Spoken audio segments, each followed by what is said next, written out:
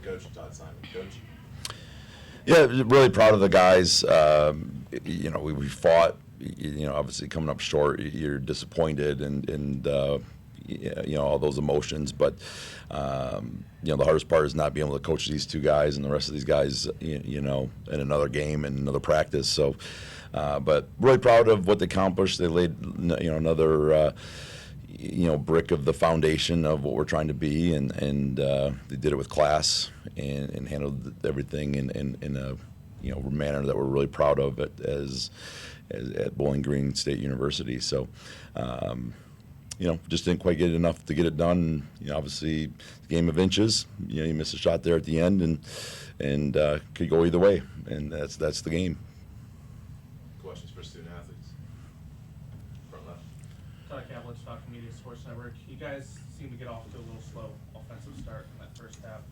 What do you guys think contributed to that? Just basketball sometimes. It's a game of runs. Sometimes the other team starts off fast. Sometimes we start off fast. It's just all about handling those runs and responding to them. I think we did that well. Basically, same thing. Yeah. Question for student athletes. Yeah, back up. Foster Rostein, Fox Media Sports Network. Javante, you picked up a couple quick fouls in that game. How does that change the way, especially you play defense? Just less aggressive, but we have guys that come in and do the same thing, so wasn't too worried about that. Questions? Yep. Sam, your last game with the Falcons this season, after 2 seasons of being injured and not being able to play, what's the emotion like for one last ride with this team? It's a lot. It's a lot to take in. I love those guys, every single one of them. So it's good it was nice being able to put the Falcon uniform on, and sad to know that I won't be able to put it on again. But it's always the next chapter in life. The incredible comeback in the last 4 minutes. What was kind of going through your mind in those final seconds? Is racing up the floor, get a good Win or go home.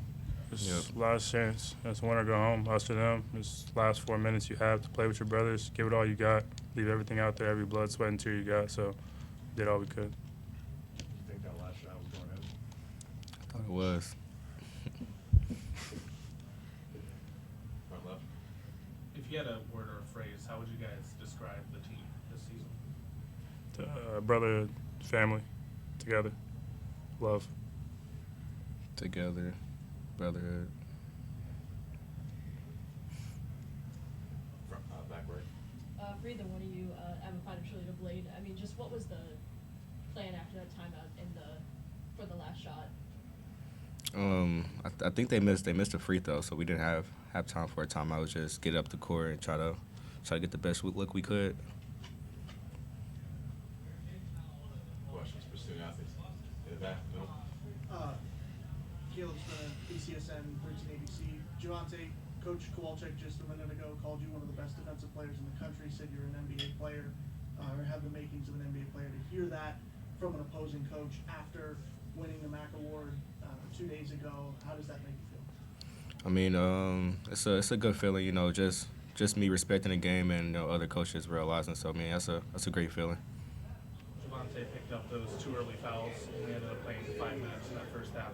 What went into the decision to keep him on the bench? Yeah, obviously, I didn't like him.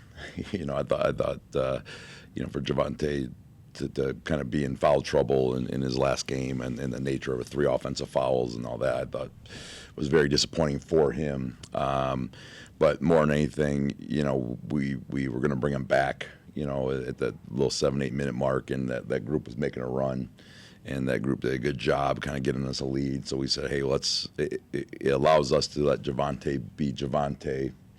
And this other group is having success. Let's ride this out as much as we can. And now in the second half, he's free and clear. And then obviously he gets, 2 pretty quick ones in the second half too. So, it definitely changed the strategy. It changed our defense completely. We felt like, we had to be very, very conservative. And I think that led to, some of their success on offense. Back middle. Maybe it's too early to start looking at the silver linings, but you guys played Toledo competitive through the last 2 and now into today, overcame 2 double-digit deficits at one point.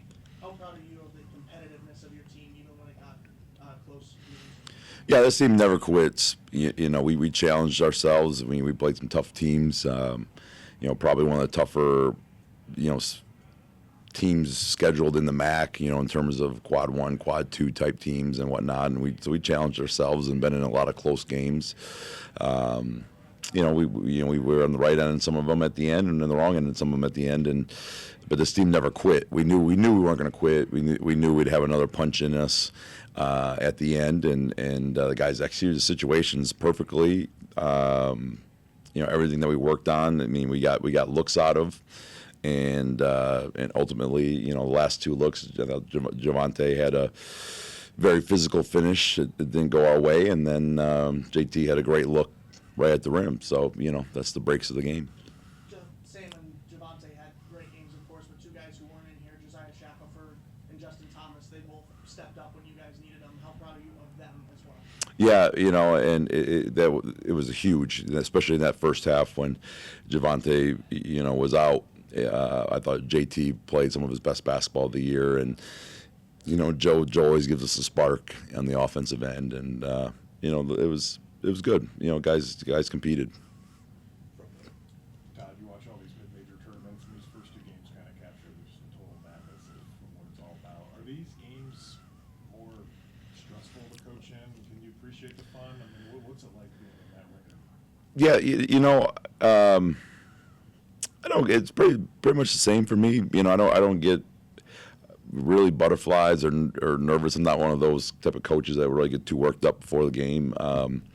You know, to me, it's just the competitive nature checks in. But I always feel like our preparation, if we do it right, you know, there's nothing to worry about. And I felt like our preparation was good. I didn't think we left any stones unturned. So we kind of go into it with a pretty good confidence and a swagger. But from a mindset, you know, now it's just about, okay, let's get in the performance that we want and try to keep it more tactical. So pretty clean mind from an emotional standpoint usually for most of these games. But it definitely, from a player standpoint and the intensity, you know, every possession definitely is amped up.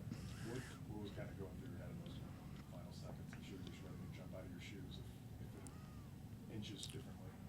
Yeah, more importantly, just trying to get the pieces in the right places. You know, we got down and you know we executed a end of game play that we've been working on a bunch, and you know, you'll take Javante right hand layup on the block in the second to last play, and then when we talked about, you know, free throw miss. You know, if it's a make, we're in our 3-second play. If it's a miss, we're spreading out wide, and run to the X's and try to get it down the floor as fast as you can, and knowing that in 5 seconds you can do 4 dribbles and a shot. You know, you can do one thing per second, and the guys know that. So I was proud of their execution. It just didn't quite happen for us. And just lastly, just kind of put a human face on this. 4 months or a year bonding with a team. What are the emotions, the finality of it for a game coming down to inches? Just how heartbreaking is it? Yeah, I mean that's the part where you know, these guys said it best. It's a true brotherhood. We love our guys. You know, we for all the negativity surrounding the sport now, and then where it's transactional, we still say we're trying to stay transformational, not transactional. We still want relationships with our guys. You know, from that standpoint, you know, it hurts when you do it this way, and that's okay, and we're okay with that. So we're going to stay, you know, with the way that we do it, with love and joy and brotherhood, and get deep relationships with guys, and be with them in the ups and with them in the downs, and it's about more than this. We're trying to teach lessons from this thing. Get knocked down, you know, 8 times, get up 9, you know, and we kept talking about it all year, and that's going to translate more than just basketball, and we're still maybe old school, and maybe we're a dinosaur in our thinking that way, but you know, that's just how we're going to do it until we can't. Mentioned the final game for Javante and Sam. Javante, 2 years here. Sam, the only 4-year player on the roster. Can you just speak to what they meant to this program and how they helped evolve the culture here? Yeah, I mean, you talk about some unicorns. I mean, it doesn't happen anymore. Where, Sam walked in the offseason and said, "Coach, do whatever you think is right, but I want to be here. I want to play here." And Javonte could have been the Big 12, could have been everywhere, anywhere he wanted. You know what I mean? And he said, "No, I love BG. I want to be here. I want to represent the university. I want to play for, a staff that he loved and teammates that he loved." I mean, that's like I said, those are unicorns nowadays. And I hope everyone appreciates just what we're watching there, because those guys were absolutely sacrificed their body, in an era where a lot of guys aren't playing hurt. Javonte played through 2 broken hands last year. He's all beat up right now. He hits the floor 20 times a game. Sam's played through 2 season-ending injuries. Like I said, they bleed orange, and I hope, I love them for that. Back right. Yeah, I mean, labor of blind has come up big in 2 of the wins that Toledo's had against you guys. I mean, just what is, as an undersized guard, what does he do so well, especially in late game moments, to exploit your defense? Yeah, I mean, he's a elite guard. Not a good mid-major guard. He's a high major player that'll play this game for a long time, and as they've kind of shifted and he's kind of taken things over a little bit, it's kind of changed them because he's that talented. And it hurt us a little bit on matchups once Javonte got those 2 offensive fouls. That kind of hurt us in terms of defending him, because we don't have just a lot of smaller, quicker guys on the roster, and I thought that was a big difference in the game. Any more questions? I think action. I mean, people got their money's worth in these 2 games. Hopefully the next 2 games are as close tonight, but overall, just proud of our. I thought we had a great start. Gave up a 12-point lead in the first half, simply because I think they got some offense rebounds. We had a couple turnovers. Sean missed 2 layups, and that type of stuff goes to transition. So 25 got to go in transition. But can't say enough good things about the guys sitting next to me. They're everyday guys, as our team is. We didn't play great, but we found a way to win, and that's win anyway is a big model for us. And those special situations at the end were on point and excellent, except for the missed free throw, obviously. Questions for student athletes? Back right. I'm fighting Toledo Blade. I mean, Leroy, 19 against Bowling Green, game 1, and 23 to lead the team in this one. What is it about Bowling Green and just this moment that you were able to step up? I would say just playing in the battle of I-75, just bringing energy, being ready to play every time we play them. That's our rival, so we got to be at our best every game. And now it's some action playoffs, just got to be everybody at our game. Everybody play the right game every game. Leroy, how much do you want the ball in your hands late in the game, and how much do you just love the final minutes where it's all on the line? Just coach trusting in me. If you want me with the ball, I'm not gonna shy away from it, and just my teammates just trusting me to make the right play at the end of the game. And what's going through your head watching their guys streak down the floor in those final seconds? I mean, I'm sure it's just a million things. After the missed free throw, I was just telling the guys that I thought I'd set this home after the missed free throw because they had the last shot and it almost went in, but luckily Sean played some good defense, went up vertical, and stopped the shot. Front right. Dan Allen, WXUT. Sonny Wilson, it seems like the emphasis of this game, while you were guarding Javonte Campbell, was to make him put like an elbow or shoulder in you and draw as many charges as you can.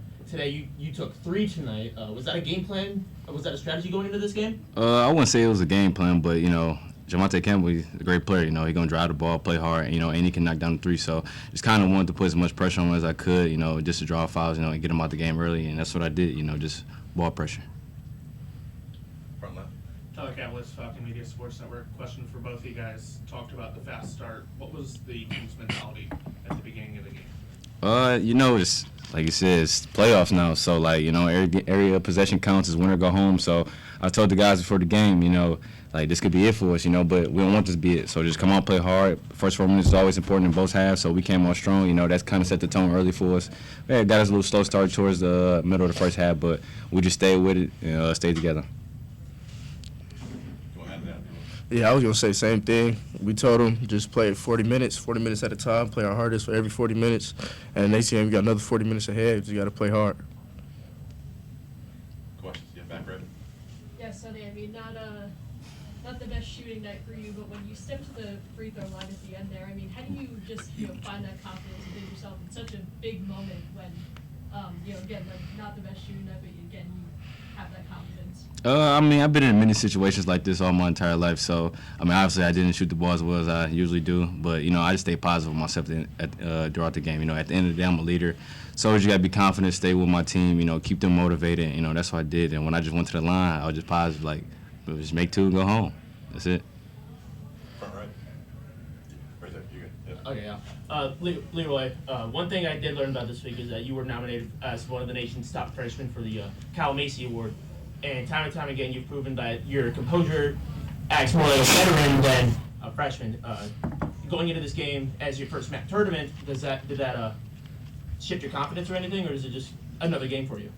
I just take it one game at a time and keep the same mindset, just win anyway. As Coach would say, just find a way to win. So that's all it was going into this game. Front left. Talked about how it is the playoffs since the postseason. There's heightened emphasis on it, but it also being against Bowling Green, battle by 75, and how you guys split the CC series. How much more of an emphasis did it put on this game for you guys? It put a lot. Obviously, we lost that last game against them at home, and we felt like, we were just fouling too much, and they just got easy buckets around us. So we prepared all week. After we played Buffalo, we prepared. We make sure we do what we need to do to come in and play hard, play together. That's what we did tonight. So we're just going to continue rolling, get ready for UMass, try to handle the business tomorrow. I saw you were kind of emotional in your postgame interview. Every March win is special, but what was maybe different about this one? I don't know. I just, this time of year, I think just getting our guys to, we didn't play great. So how about Sonny Wilson? He was 0 for, I didn't realize until I looked at the stat sheet, he was 0 for 4 from the free throw line. How many guys are 0 for 4 and step up with that type of, toughness and mental focus and range? And those two are never in question. But, you beat your rival, conference tournament. Hats off to Miami.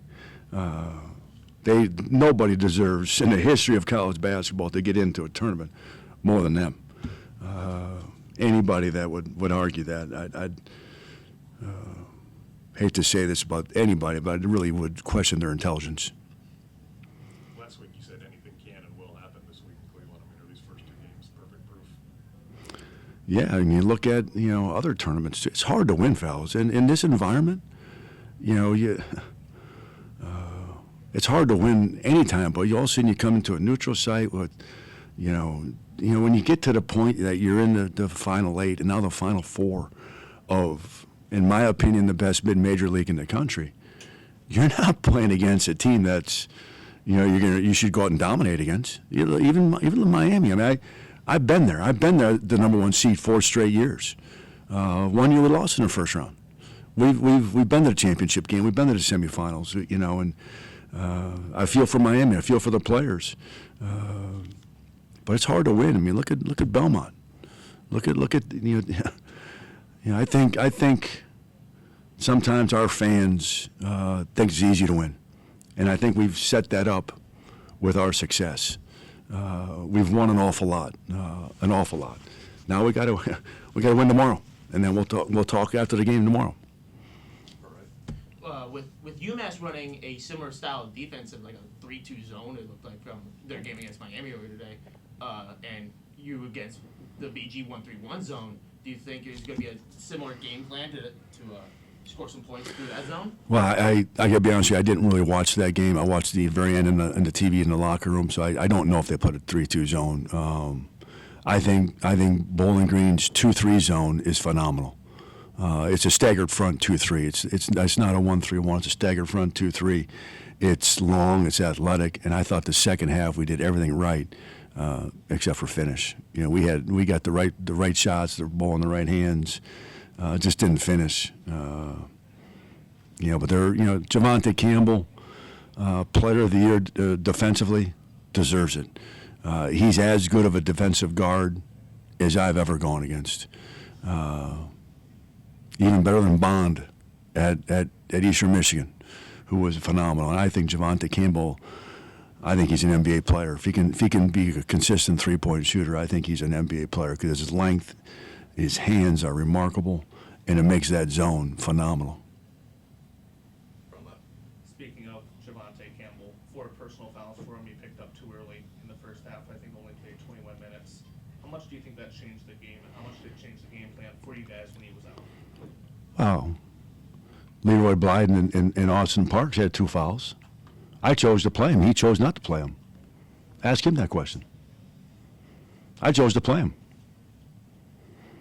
Back middle. Coach, Leroy has proven all season long that he's a player who can step up in big moments, but this being his first MAC tournament, I'm curious if there was ever a Hoosier moment that you had with him to tell him, hey, rim's still 10 feet, settle down, it's Rocket Arena, but it's the same game you've been playing. You know, I had 4 Ohio fans sitting on the floor. Number one, I think the MAC office got to do a better job of really making sure anybody who sits on the floor leaves coaches and players alone. But they were amazed at Leroy, those Ohio guys, and they should be. Did I think he was going to have a Hoosiers moment? No. He played big games and big AU games on big venues, big stages. Good player. Special player. Back middle. Todd, you mentioned finding any way to win. How would you assess kind of that final sequence and the defensive stop by Sean? Well, I think, obviously you want to make those 2 free throws, but we do a drill 76 every day. And it's why we've been really good over time. Not this year. Over time in close games, we've been really good. And it's because of that drill. And today was just, we talked about, hey, this is 76 in the timeouts. No one's better at this in the country. And everything, we want to follow up 3. We did everything right, but Leroy missed in front of a 1-on-1. And what is he, an 88% free throw shooter? 89% free throw shooter? I mean, Front middle. Todd, just the 2 big plays at the end by Leroy, then you call the ISO out of the timeout. We've talked about this before, but we can talk about the X's and O's and all that. But how, at this time of year, how much do you just need a player like Leroy to take over? yeah. Mark knows this. It's not about the X's and O's, it's about the Jimmies and Joes. I mean, that's a coach's line. I got some good Jimmies and Joes. Some good ones. Do you think, for as much as Leroy had the ball in his hands late, do you think he needed to have it even more? Just kind of like, we're going to ride or die with him. Did he not have it enough in the final 4 minutes? Well, I don't know about that. I mean, I'll go back and I'm not going to watch the film until after the season. Now I'm worried about UMass, but I think we tried hard to get him the ball. I mean, so that I don't think that was a negative at all. I mean, every play was run for him. Back right.